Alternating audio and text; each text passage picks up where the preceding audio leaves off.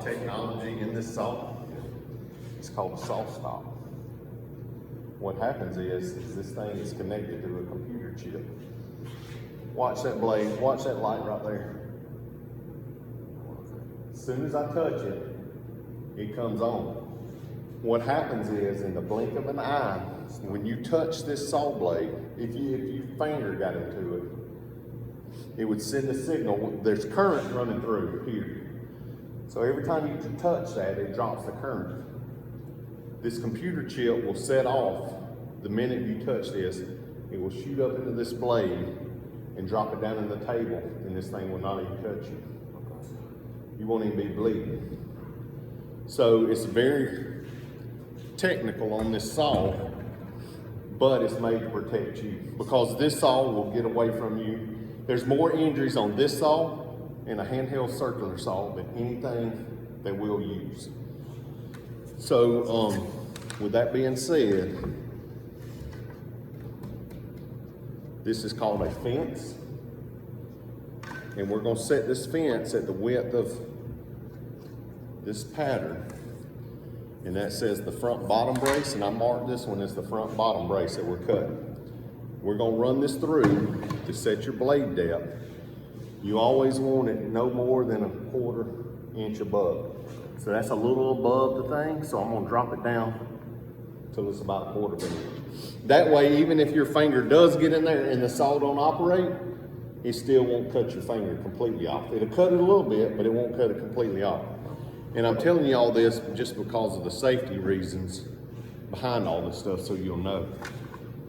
But when we start this, anything that goes through here that is under 4 inches wide, and these boards are 3.5 inches wide, anything that goes through here, instead of using your hand to push it through, we use what we call a push stick. And it's just a scrap piece of wood that we made to push it through there. The object, what you want to do is keep the board pressure against this fence, and a lot of times you can stand here like this and put pressure with this side stick and run it through. That way, if anything slips, it's going to cut this stick instead of your hand. So we're all looking at the safety aspect of this saw to keep it from hurting. So as long as that green light's on and this saw's made, when you pull the lever out, it starts. That way, if you get hung up with it, you can just hit it with your leg and cut it off. But if you touch that saw blade, it's gonna make a loud pop, that thing's gonna shoot up and the blade's gonna disappear. But we're not planning on touching the saw blade. This was what happened. It runs off electrical current. With this lumber being treated lumber, it has moisture built in.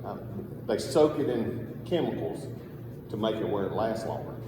Well, this stuff's been up drying ever since y'all bought it, so all the moisture's dried out of it. So we won't have any problem with moisture in here. So if there's any kind of moisture or anything to drop the current that's flowing through this blade, it will trigger it. What happened with this one, it hit a nail. There was a nail in the board. They were running it. It hits the nail. Well, it causes friction and heat, and it dropped the current and caused it to go off. So that's what happened with this one. Just like you see the end of this board. See that staple in there? That staple is more than likely not going to cause it to go off, but I always try to just pull those out so we don't have that issue. Used to that to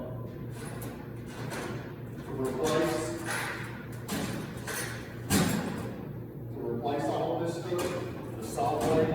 Once the saw blade does that, it ruins it. It's over. You can't use it again. And that computer chip. The company that developed this thing, if you set one of those off and it don't cut your hand, they'll send you a new one of those computer chips. So the guy that built it was all about safety. He was tired of seeing people getting their fingers cut off. A lot of places that he was at was in a town with a bunch of cabinet shops. Well, every week they were people cutting 2 or 3 fingers off with these saws. So since he's developed this, the number of fingers being cut off and stuff like that has drastically stopped. So all the schools in Muskogee County that have a wood shop or anything over there has this same saw in it. So a lot of the high schools are going to this, and it's a safety feature to keep you from getting. What I'll do is I'll cut the first one and show you, and then you can cut the second one, okay? Glasses.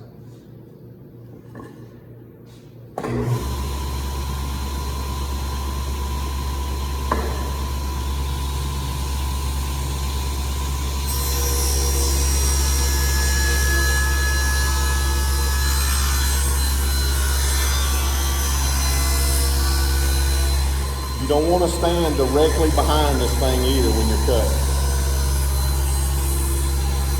Very slowly, you don't have to be very fast. And what I'm doing right here is pushing, see how that board wants to walk off that fence? I'm pushing it back against the fence with my finger because I'm way away from the blade by the time it gets back here. And then you cut it off. If you also look at this thing, another safety feature, you got the blade guard, but this is also a kickback release. So what happens is, which that piece we were cutting on this side was smaller. When you're cutting with the saw blade, it's turning towards you. So anything you're putting in here is causing it to force backwards. On this side of the board, when I was running it through, see how that goes through? And then it's not supposed to be able to kick it back, but that'll grab it. That one may be bent, but the other side works really well. So that keeps it from kicking back and throwing against you. That's why I said don't stand directly behind it. And if anybody's standing behind you, tell them move out of the way.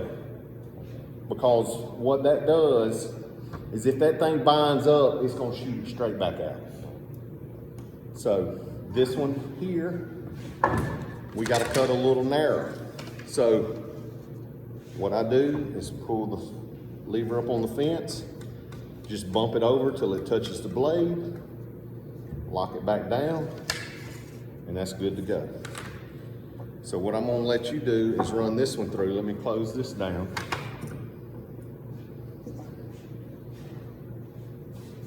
And you don't have to go super fast with it. And I'll help you hold this side while you're doing it, since this is your first time. You have to just pull it on.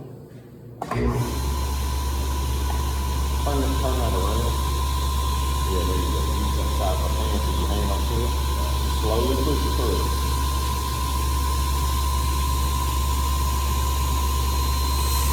And the blade now.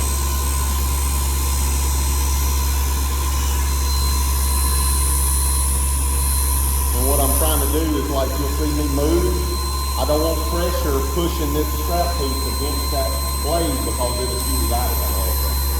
See what I'm saying? So once you get it far enough past it, I can get my hand up there. Like this, the kickback will catch this piece right here.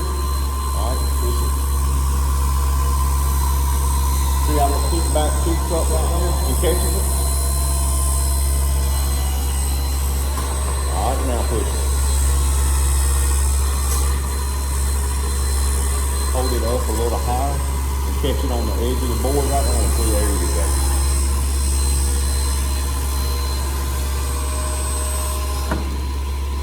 All right, we cut it off. See how that called out where it wouldn't shoot it back?